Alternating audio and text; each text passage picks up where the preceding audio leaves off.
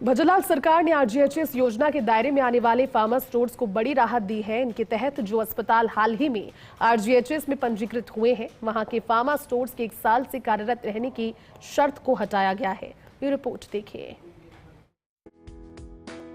प्रदेश की भजनलाल सरकार ने हाल ही में आरजीएचएस योजना के तहत दवाओं के आपूर्ति नियमों में संशोधन किया है। साथ ही इसके दायरे में आने वाले फार्मा स्टोर्स को भी बड़ी राहत देते हुए 1 साल से कार्यरत रहने की शर्त को हटा दिया गया है।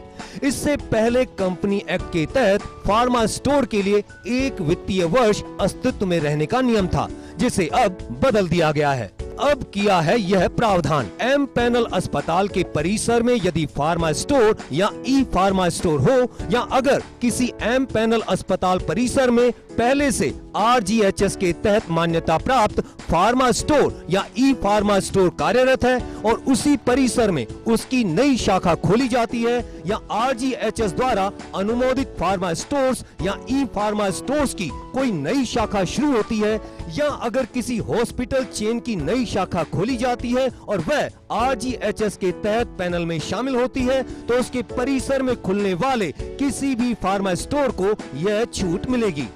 साथ ही अगर किसी प्रतिष्ठित पैनल अस्पताल के परिसर में नया फार्मा स्टोर खोला जाता है, अब शॉप्स एंड एस्टेब्लिशमेंट एक्ट के तहत रजिस्ट्रेशन सर्टिफिकेट सक्षम प्राधिकारी द्वारा जारी हो, जिसमें राजस्थान स्थित दुकान का नाम और पता हो, प्रोप्राइटरशिप या पार्टनरशिप डीड या स्वामित्व डीड हो, तो फार्मा स्टोर्स का संचालन हो सकेगा। इस बारे में प्रमुख सचिव देबाशीष पृष्टि ने आदेश जारी कर आरजीएचएस के तहत फार्मा स्टोर संचालन के नियमों को और आसान बनाने की कवायद की है।